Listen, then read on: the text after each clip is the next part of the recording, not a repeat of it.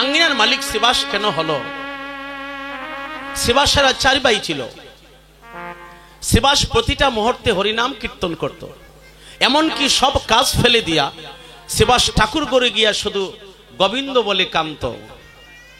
শিবাসকে একদিন মহাপ্রভু প্রশ্ন করলো, শিবাস, তুমি যে সারাটা দিন ঠাকুর করে বসিয়া শুধু কৃষ্ণ কৃষ্ণ কৃষ্ণ কৃষ্ণ বলো, তোমার কি সংসার নাই? তোমার কি স্ত্রী পুত্র নাই? তোমার কি কোনো ব্যবসা বাণিজ্য নাই? সারাদিন ঠাকুর করে বসে থাকো। শিবাস বলেছে, প্রভু, আপনি যে প্রশ্ন আমাকে করেছেন, আমার সংসার আছে, আমার ব্যবসা আছে, আমার স্ত্রী পুত্র আছে, কিন্তু তারপরে প্রশ্ন হলো আমি কেন সারাদিন ঠাকুর করে বসে থাকি? এটার উত্তর হলো, আমি যদি সারাদিন ঠাকুর করে বসে ঠাকুরের চিন্তা করি, ভগবানের চিন্তা করি, ভগবান আমার সংসারে চিন্তা করিবে। দয়াল রে, যারা ভগবানের চিন্তা করে, ভগবান তার সংসারের চিন্তা করে। প্রভু,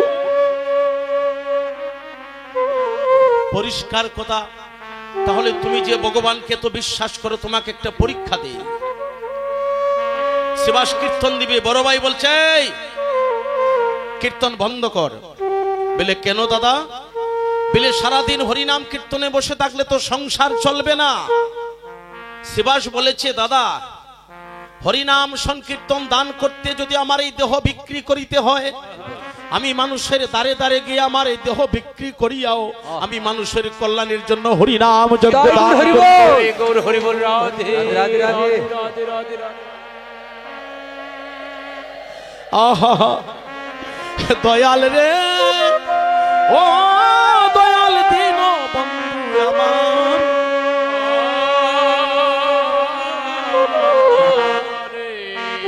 কি তোমার দেহ বিক্রি করে দিবে? তাহলে যাও ছোট, তাহলে যাও, আমরা 3 ভাই তোকে পৃথক করে দিলাম, তোমার দেহ বিক্রি করে তুমি কীর্তন দাও। তোদের কীর্তনের সাথে আমরা না, আমাদের সংসার আছে। ভাইকে ভাই পৃথক করে দিল হরিনাম কীর্তনের জন্য। শিবাস বলছে, আমি কীর্তন বন্ধ করিব না। শিবাস বাহার বাড়িতে এসে ছোট্ট একটা বাঙ্গা কুটিরে বসবাস করছে, আর তার স্ত্রীকে বলছে, আমার একটু জল দেও, আমি একটু জল খেয়েই আমি নগরে ভিক্ষা করতে যাব। নয়নে জল পড়তে চার, বলছে, গোবিন্দ, কি তোমার পরীক্ষা? আমি তোমাকে ভালোবাসি বলে আমার ভাই আমাকে পৃথক করে দিল। প্রভু, সকল যদি আমাকে ছেড়ে দেয়, তুমি যদি আমাকে না ছাড়ো প্রভু, আমার জীবনে আর কোনো দুঃখ নাই। প্রভু, তুমি যেন আমার পক্ষে থাকো। শিবাসের স্ত্রীর নাম ছিল মালিনী দেবী। মালিনী দেবী বলছে, স্বামী, তুমি কেঁদেছ কেন? তোমার নয়নে জল কেন প্রভু? তোমার ভাই পৃথক করেছে বলে? বলে, না না মালিনী, না না, আমি সম্পত্তির লোভে না, ভাইয়ের দুঃখে না, আমি ক্রন্দন করছি প্রভুর হরিনাম কীর্তনটা কিভাবে দিব, আমার হাতে একটি করিও নেই। দেখেন, সস্ত্রী কাকে বলে, সহধর্মিণী কাকে বলে, বাজ্যা কাকে বলে, গৃহলক্ষ্মী কারে বলে? যে স্ত্রী স্বামীকে সৎ কাজে সাহায্য করে, সেই স্ত্রীকে শাস্ত্রে বলেছে তোমার সহধর্মিণী, সেও একদিন তোমাকে মুক্ত করে নিয়ে যেতে পারে। যদি এমন একজন স্ত্রী কেউ পায়, একজন, এই জন্যই মানুষ মেয়েকে বিয়ে দিতে হলে, এখন অনেক মা বাবা আছে দেখবো স্বামীনি আমেরিকায় থাকে, স্বামীনি সিটিজেন, স্বামীনি লন্ডনে থাকে, স্বামীর বাড়িতে কয়টা বিল্ডিং আছে, সে কত টাকার মালিক, কত বিদ্যা অর্জন করেছে, বলছে এগুলা খুঁজবে না। তাকে যদি বিদ্যকুলে কুটি কুটি দন, কৃষ্ণ বিনে সুখ দিতে নাহি অন্যজন। কোটি টাকা যদি তোমার থাকে, ভগবান বলছে যদি কৃষ্ণ ভক্তি না থাকে, যত বাড়বে তালা তত বাড়বে জ্বালা। সন্ধ্যার পরে ঔষধ না খাইলে ঘুমে ধরে না, সারাদিন উপবাস করতে হয়, অর্ধেকটা রুটি খেতে হয়। যখন মানুষ ভগবানকে বলে যায় আমি এই ব্যাধি দিয়ে রাখি, তাহলে কারি খুঁজবো? যে ছেলের কাছে আপনার মেয়েকে দান করবেন, দেখবেন ওই ছেলেটা নি কৃষ্ণ ভক্ত। গৌর হরিবল। যদি ওই ছেলেটা কৃষ্ণ ভক্ত হয়, তবে কি হবে? বাহ্যদনের ধনী যারা, তারা ধনী নয়, কৃষ্ণ দনের ধনী যারা, তারাই ধনী হয়। তখনই আপনার মেয়ে সুখী হবে। আপনি ছেলে বিয়া করাবেন, আমার বাবাদেরকে মাদেরকে লক্ষ্য করে বলছি, আপনি ওই গল্প করবেন না যে আমার বৌমা ডবল এমএ দিয়েছে। আপনি যদি ওই গল্প করেন তাহলে ভক্ত যারা খুশি হবে না, ভগবানও খুশি হবে না। ভগবান এবং ভক্তরা কিসে খুশি হয়? যখন বলবে আমার মেয়ে ডবল এমএ টেমে কিচ্ছু বুঝি না, আমি যে বউটা আমার ছেলের জন্য এনেছি, আমার বউটা বড় কৃষ্ণ ভক্ত, এই কথা যখন বলবে তখন ভগবান সহ খুশি হয়ে যাবে। তোমার জীবনে আর কোনো অভাব, কোনো দুঃখ থাকিবে না।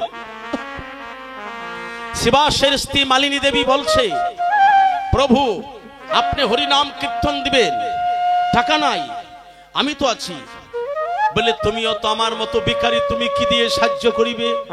শিবাশের স্ত্রী বলছে, প্রভু এই যে সহধর্মিনী কারে বলে? বসুন দাদা, এখন অন্য কথা বললে কাটা পড়ে যায়, আপনারা যে যেখানে আছেন বসে পড়েন, কোনো প্রয়োজন হলে কানে কানে বলবেন। শিবাশের স্ত্রী বলছে, ওই যে সহধর্মিনী কারে বলে?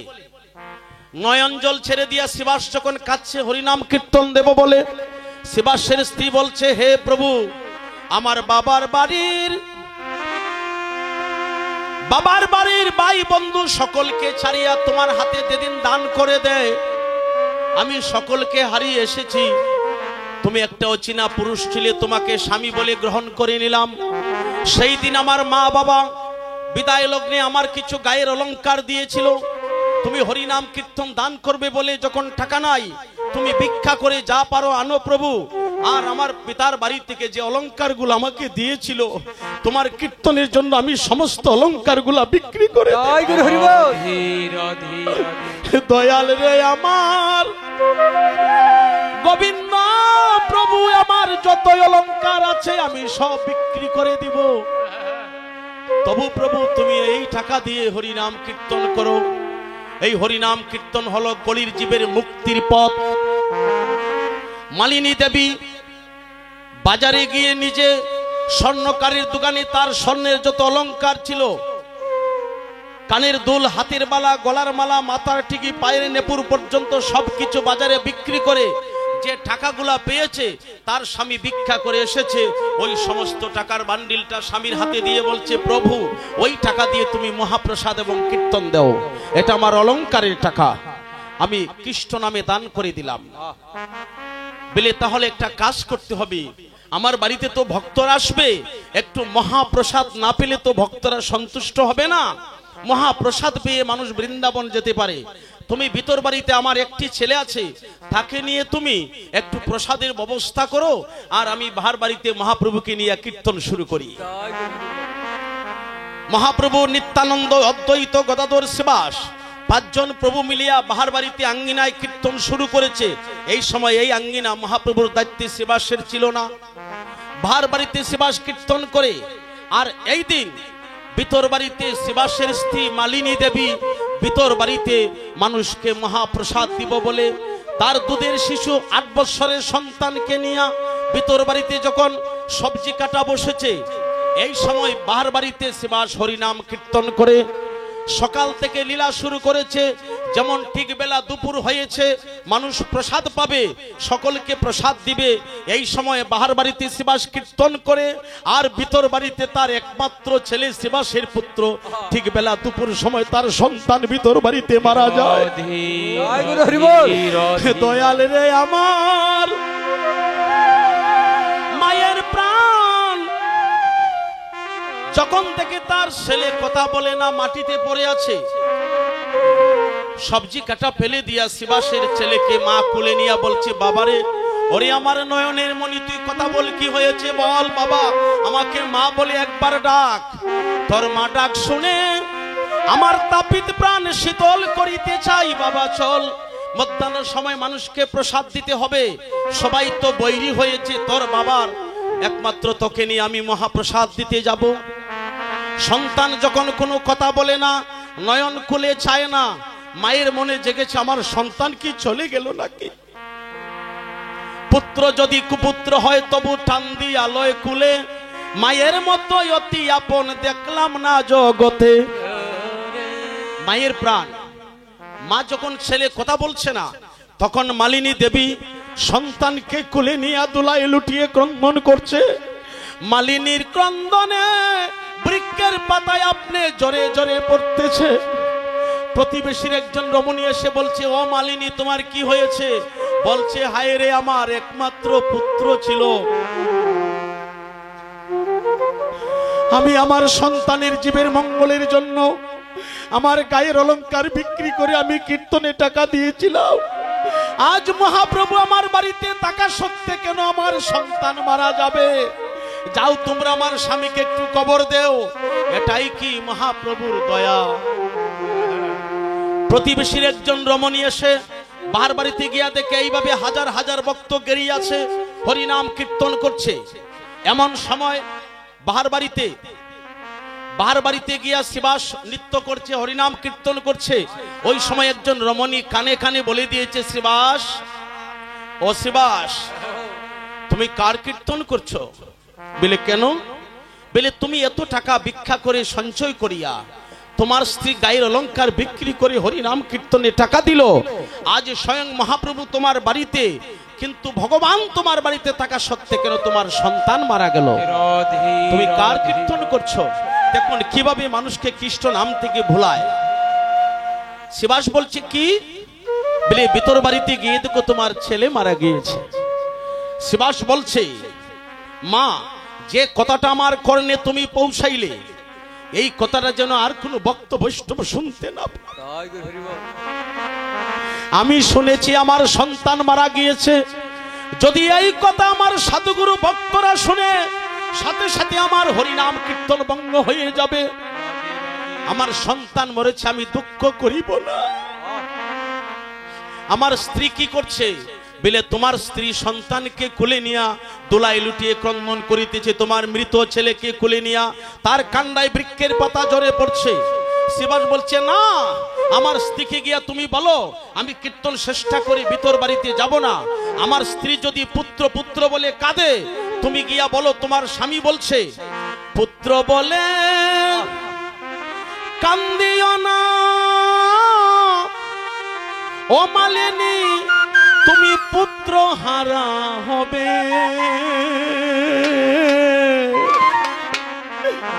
কৃষ্ণ বলে কাঁদো যদি তুমি পুত্র ফিরে পাবে। নিতাই গৌর হরি বল। পুত্র বলে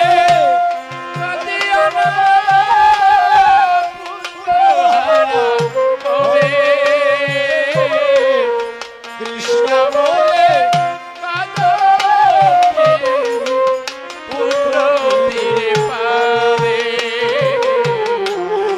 তুমি পুত্র বলে কান্দ যদি পুত্র হারা হবে। কৃষ্ণ বলে কাঁদো যদি তুমি পুত্র ফিরে পাবে। পুত্র বলে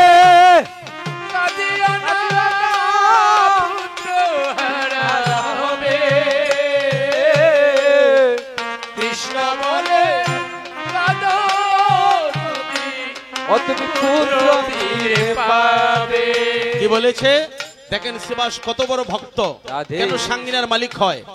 তার ছেলে মরে গিয়েছে, বলছে না ছেলের জন্য কাঁদিও না, আমার স্ত্রীকে বলো পুত্র বলে কান্দিও না, পুত্র হারা হবে।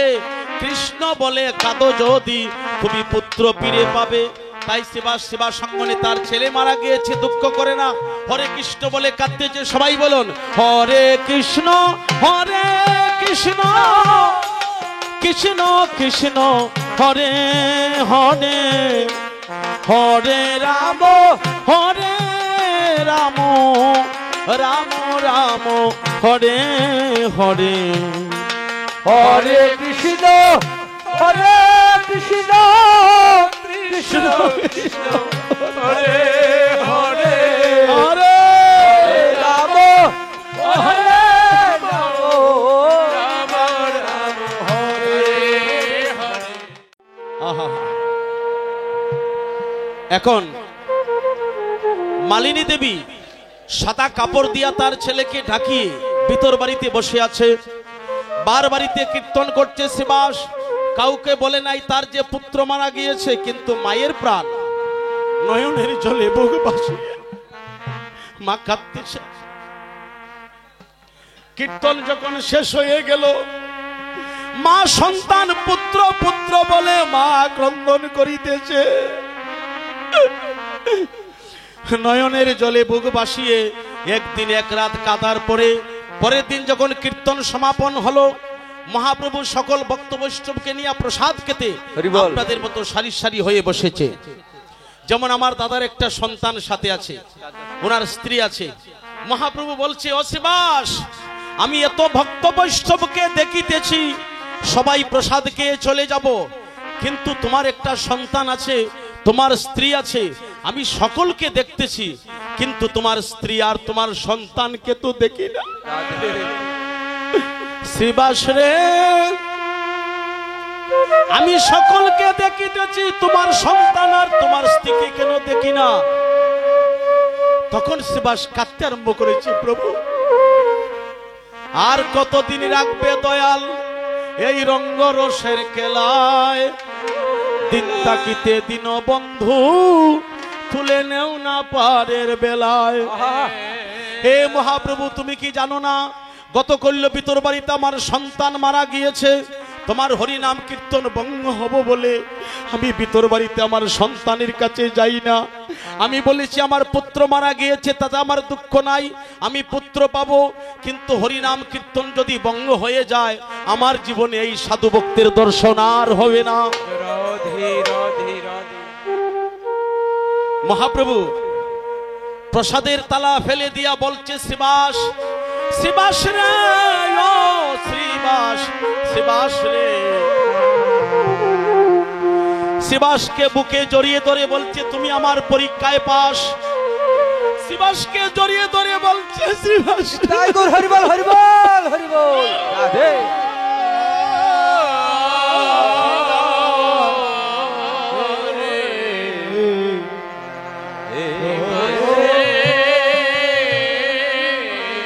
বলছে, শিবাস, তোমার বড় ভাই পৃথক করেছে তাও আমি জানি, তোমার স্ত্রী গায়ের অলংকার বিক্রি করে কীর্তনে টাকা দিয়েছে তাও জানি, কিন্তু আমি যে তোকে পরীক্ষা করেছিলাম তুই আমারে কত ভালোবাসিস।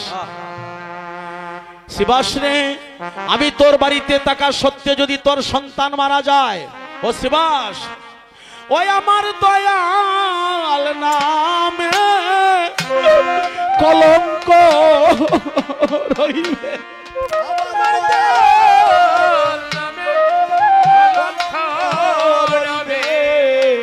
তোমার পুত্র যদি মরিয়া যায় রে, আমার দয়াল কলঙ্ক রইবে।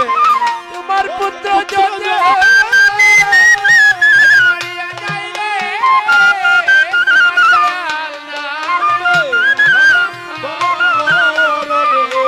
ও শিবাস, তোমার পুত্র যদি মরিয়া যায় রে, আমার দয়াল দয়াল নামে কলঙ্ক রইবে। তোমার পুত্র ও তোমার দয়াল নামে কলঙ্ক রবে। শিবাস রে, ও শিবাস, তোমার পুত্র সুখে প্রাণ প্রাণ চলে যায়। শিবাস রে, ও তোমার পুত্র সুখে প্রাণ প্রাণ চলে যায়। না প্রভু, আশীর্বাদ করো, তুমি যদি আমার পক্ষে থাকো আমার কোনো অভাব থাকবে না। বলছে না, ডাকো তোমার স্ত্রীকে, তার নাম ছিল মালিনী। মহাপ্রভু লক্ষ্মী বলে ডাকছে, মা লক্ষ্মী, তোমার পুত্রকে নিয়ে আসো। আমি তোমার বাড়িতে থাকা সত্ত্বে তোমার সন্তান মরতে পারে না। আমি তোমাকে পরীক্ষা দিয়েছিলাম, তোমরা আমাকে কত ভালোবাসো। তার মৃত পুত্রকে ফিরিয়ে মহাপ্রভু নিজের হাতে দাসক দিয়ে বলছে, যে আঙ্গিনায় তুমি আমার পরীক্ষায় পাশ করেছো আমি নিজের হাতে দাসক দিলাম। যতদিন পৃথিবীতে চন্দ্র সূর্য থাকবে তুমি আমার পরীক্ষায় পাশ করেছো বলে ততদিন এই আঙ্গিনা তোমার নামে লেখা থাকবে। শিবাস দাসক দিয়ে বলছে, সেদিন থেকে হলো শিবাস আঙ্গিনা।